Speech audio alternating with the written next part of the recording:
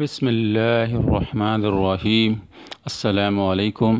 آج ہم مزید ایک اچھی معلوماتی ویڈیو آپ کے پاس لے کر آئے ہیں جو کہ دودھ کے متعلق ہے۔ دودھ ہم صبح شام استعمال کرتے ہیں، تو یہ دودھ کے بارے میں انتہائی معلوماتی ویڈیو ہے، تو امید ہے اسے پورا دیکھیں گے، پورا سنیں گے۔ تو دودھ، ہم سب اپنی زندگی کے سفر کا آغاز دودھ ہی سے کرتے ہیں۔ نوزائیدہ بچوں کے لیے دودھ ایک مکمل غذا ہے۔ فطرت نے ماں کے دودھ میں وہ تمام بنیادی غذائی عناصر جمع کر دی ہیں جو بچے کی نشو و نما کے لیے ضروری ہوتے ہیں۔ گائیں، بھینس کا دودھ ماں کے دودھ سے ذرا مختلف ہوتا ہے اور شیر خوارگی کے بعد بچپن سے لے کر بڑھاپے تک بہترین غذائیت مہیا کرتا ہے۔ دودھ کی اہمیت۔ طویل مشاہدے اور تجربے کے بعد دنیا بھر میں دودھ کی اہمیت اور قدر و قیمت کو تسلیم کیا گیا ہے۔ دودھ کے بارے میں اللہ تعالیٰ کا ارشاد ہے قرآن مجید میں، ترجمہ: اور ان مویشیوں کے پیٹ میں جو گوبر اور خون ہے، اس کے درمیان میں سے صاف دودھ ہم تم کو پینے کے لیے دیتے ہیں۔ سورۃ النحل آیت 66۔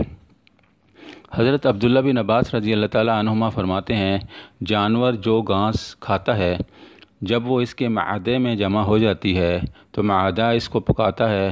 معدے کے اس عمل سے غذا کا فضلہ نیچے بیٹھ جاتا ہے، اوپر دودھ ہو جاتا ہے اور اس کے اوپر خون۔ پھر قدرت نے یہ کام جگر کے سپرد کیا ہے کہ ان تینوں قسموں کو الگ الگ ان کے مقامات میں تقسیم کر دیتا ہے۔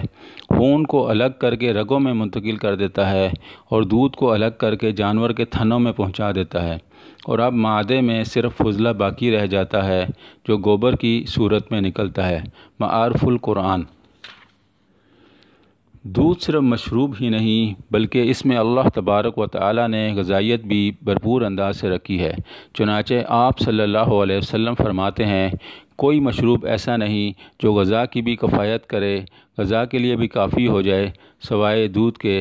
سنن ابی داؤد۔ اسی لیے بچوں کی نشو و نما خالص دودھ سے ہو جاتی ہے۔ مریض کے لیے بھی بہترین غذا ہے۔ انسان دودھ پی کر ایسے ہی زندگی گزار سکتا ہے جیسے کھانا کھا کر زندگی گزارتا ہے۔ دودھ کے طبی فوائد۔ نمبر 1، دودھ عمدہ خون پیدا کرتا ہے۔ نمبر 2، خشک بدن کو شاداب بناتا ہے۔ نمبر 3، سینے اور پھیپھڑے کے لیے موافق ہے۔ نمبر 4، شکر کے ساتھ اس کو پینے سے رنگ نکھرتا ہے۔ نمبر 5، موتیا کے مریضوں کے لیے عمدہ غذا ہے۔